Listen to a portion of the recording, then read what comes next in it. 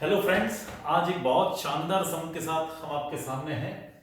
Minimum value of 16 sec square x plus 9 cosec square x। तो दिखने में तो आपको लग रहा होगा इस सम में कौन सी खास बात है। जो बच्चे जेई एडवांस की तैयारी कर रहे हैं या जो बच्चे जेई मेन की तैयारी कर रहे हैं उन्हें लग रहा होगा कि सम बहुत आसान है। इसमें ऐसी कौन सी खास बात है जो आज इस सर ने ये सम को उठाया है। तो बच्चों, इस सम को मैं आपको 3 अलग अलग मेथड से करके दिखाऊंगा और उसके 3 अलग अलग आंसर आएंगे। फिर हमें यह सोचना होगा कि फाइनली एक्चुअली करेक्ट आंसर क्या है, क्योंकि इस एक्सप्रेशन की मिनिमम वैल्यू तो फिक्स्ड ही होगी ना, 3-4 तो हो नहीं सकती। तो अगर आप अलग अलग बुक्स देखेंगे जी एडवांस की, तो कहीं पे इसकी वैल्यू 48 है, कहीं 49 है, कहीं 50 दी हुई है। तो what is the correct answer, ये हमें सोचना है। तो शुरू करते हैं। देखो, सबसे पहला मेथड आप लोगों ने ये सुन रखा होगा कि arithmetic mean is always greater than equal to geometric mean. तो अगर मैं इन दोनों टर्म्स को ले लेता हूं, इन दोनों टर्म्स का अरिथमेटिक मीन निकाल लेता हूं, a plus B upon 2 greater than equal to root A B, दो टर्म्स के लिए। तो यहां पर हो जाएगा 16 sec square x, ठीक है बच्चों, plus 9 cosec square x upon 2, क्योंकि मैं दो टर्म्स ऐड कर रहा हूं, greater than equal to root of 16 sec square x और 9 cosec square x, ऐसे हो जाएगा। तो ये मेरा एक्सप्रेशन है E, जिसकी मिनिमम वैल्यू मुझे चाहिए, उसको मैंने E लिख दिया, E upon 2 greater than equal to.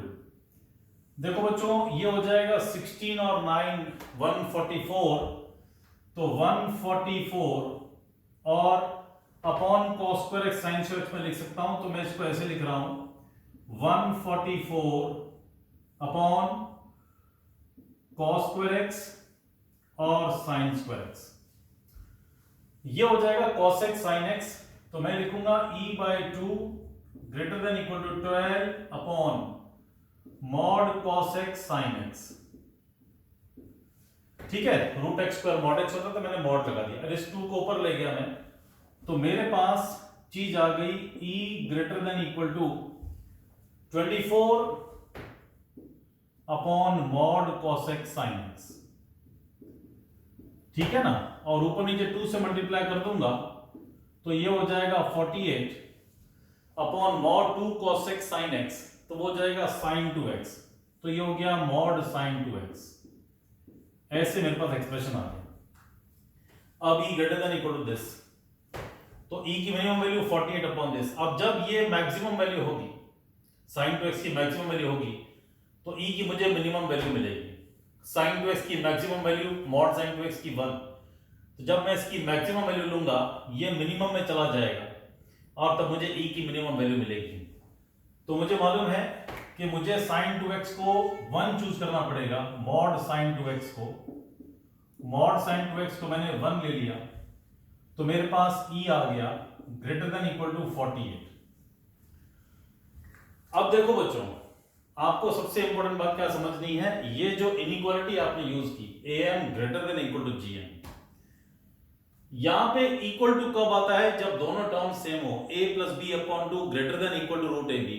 Equality का साइन तब लगता है जब a और b दोनों सेम हो। मैंने यहां पे लिखा है sin 2x इक्वल टू 1, तो मेरे पास x हो जाएगा पाई by 4, 2 into pi by 4 pi by 2 sine pi by 2 1 हो जाएगा। अगर मैंने, अच्छा x की और भी वैल्यूज आएंगी, लेकिन कम से कम x को पाई बाय 4 ले सकते हैं। अगर हमने x को पाई बाय 4 लिया तो मेरा मॉड sin 2x 1 आ जाएगा। तो क्या x equal to pi by 4 पे 16 sec square x और 9 cosec square x इक्वल हो रहा है? नहीं हो रहा है, क्योंकि ना 16 into sec square pi by 4 है ना। अगर वैल्यू निकालने जाएंगे 16 sec square x, that will be 16 sec square pi by 4, तो ये हो जाएगा 16 sec pi by 4 रूट 2 का स्क्वायर और 16 2 32। इसी तरह से अगर आप 9 cosec square x निकालेंगे, 9 cosec square x है ना, when x will be pi by 4, तो ये हो जाएगा cosec square pi by 4, again ये भी रूट 2 का स्क्वायर हो जाएगा और ये 9 into 2 कितना हो जाएगा, 18 हो जाएगा। तो मैं देख रहा हूं कि 9 cosec square x और 16 cos x square x equal नहीं है जब mod sin 2x 1 है, यानी कि जब x पाई बाय 4 है। तो ये दोनों टर्म्स इक्वल नहीं है जब हम मिनिमम वैल्यू निकालने गए, इसलिए इस समय यहां पर इक्वलिटी का साइन नहीं आएगा। हम कहेंगे e will be only greater then this number, यानी क्वेश्चन क्या है, आंसर क्या आएगा, e only greater than 48, that is all. तो 48 से कितना भी बड़ा हो सकता है, कितना बड़ा होगा हम जानते नहीं हैं।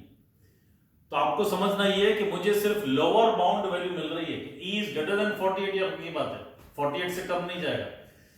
लेकिन e इज ग्रेटर देन 48, 48 से आगे कितना जाएगा, आगे 49, 50, 51, मिनिमम वैल्यू क्या होगी वो पता नहीं चल रही है हमको। केवल ये बताया e इज मोर देन 48, लेकिन मिनिमम वैल्यू क्या है वो हमको पता नहीं है। तो जब आप am greater than equal to gm use करें तो मेक श्योर जब आप इक्वलिटी लगा रहे हैं तो ये दोनों नंबर्स इक्वल हो सकते हैं कि नहीं, इसका आपको ध्यान रखना है। तो इस मेथड में, ये जो मेथड हमने लिया उसमें हमसे गलती ये हो गई कि हमने ये चेक नहीं किया कि 16 sec square x और 9 cos x square x equal हैं जब हमारा mod sin 2x हम 1 ले रहे हैं मिनिमम वैल्यू निकालने के लिए। इसलिए e greater than equal to 48 लिखना गलत है, e will be only greater than 48, not equal to 48। इसलिए 48 को हम मिनिमम वैल्यू नहीं मान सकते हैं। इसको प्लीज कॉपी कर लीजिए। तो फर्स्ट मेथड में गलती क्या थी वो मैंने आपको बताया। चलिए और देखते हैं मेथड्स और किस तरह से हमसे गलती हो सकती है। देखो ये तो आपको पता ही है कि am greater than equal to gm है, तो मुझे जो एक्सप्रेशन दिया हुआ है, मेरा जो एक्सप्रेशन मेरे पास है वो है 16 sec square x plus wait I am using another sketch pen, 16 sec square x plus 9 cos x square x। इसको मैंने लिख लिया 1 प्लस tan square x और 1 प्लस cot square x। तो 16 into 1 plus tan square x, तो 16 plus 16 tan square x plus 9 cot square x। तो ये मेरे पास हो जाएगा 16 plus 9 25 plus 16 tan square x plus 9 cot square x। ये मेरा एक्सप्रेशन हो गया। अब यहां पे मेरे पास तीन टर्म्स हैं 1 2 3, इन तीनों पे मैं am greater than equal to gm लगा दूं, am greater than equal to gm लगा दूं मैं, तो क्या होगा 25 प्लस 16 tan square x, ठीक है ना बच्चों, plus 9 cot square x upon 3, क्योंकि मैंने 3 टर्म्स ऐड किए, greater than equal to cube root of 25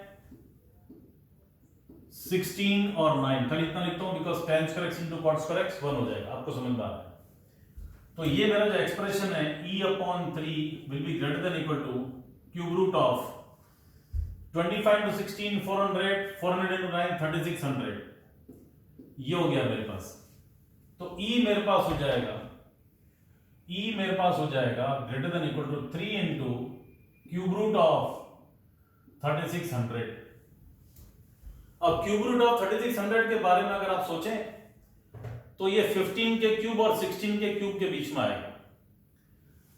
तो मेरे को मालूम है कि 15 cube is less than 3600 is less than 16 cube. तो क्यूब रूट ले लेंगे तो 15 less than cube root of 3600 less than 16, 3 से मल्टीप्लाई किया जाए 45 less than 3 into cube root of 3600 less than 48।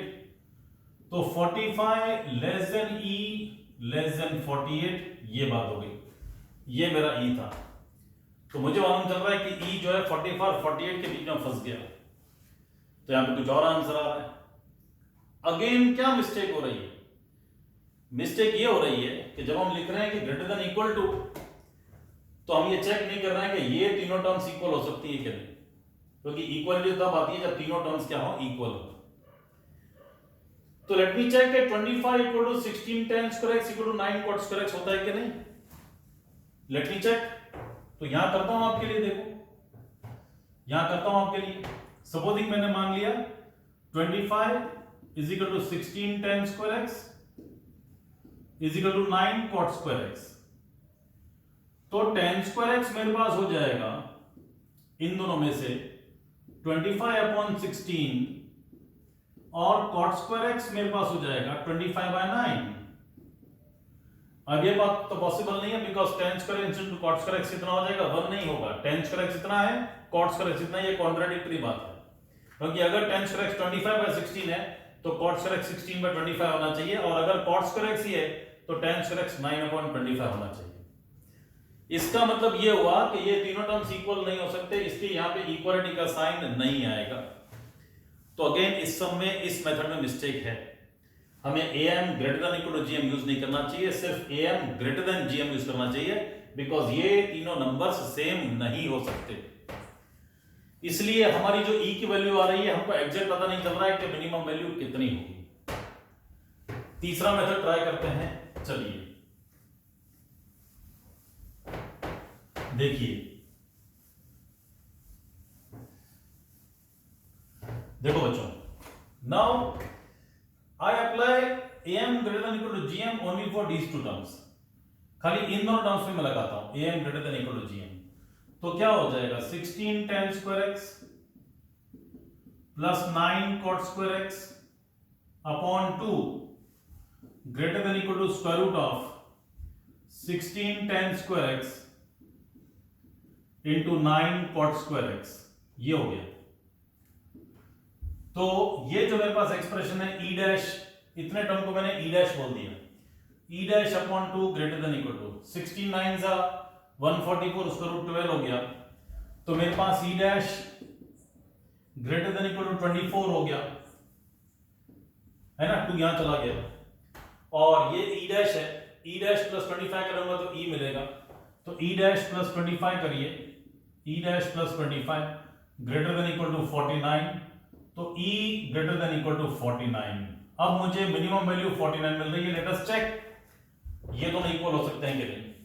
तो अगर मैंने इन दोनों को इक्वल किया तो 16 tan square x will be 9 cot square x, इसका मतलब ये हुआ कि 16 tan square x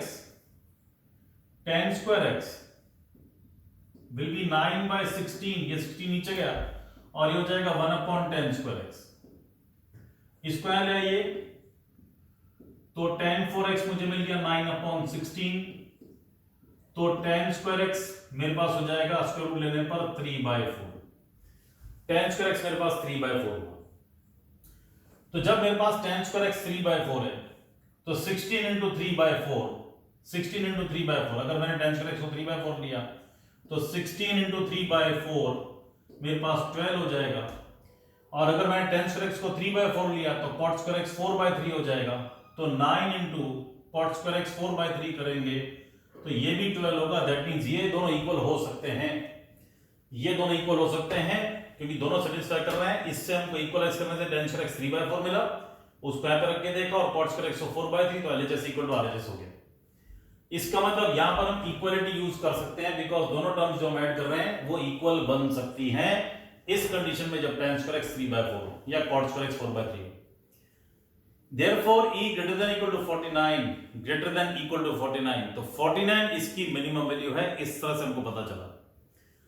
तो हमने सेम एक्सप्रेशन को तीन अलग अलग तरीके से लिखा, तीनों में am greater than equal to gm लगा के देखा, लेकिन हमको पता चला सिर्फ एक ही तरीके से एक ही एक्सप्रेशन में हम am greater than equal to gm लगा सकते थे, सब तरह से नहीं, even though all the expressions were same।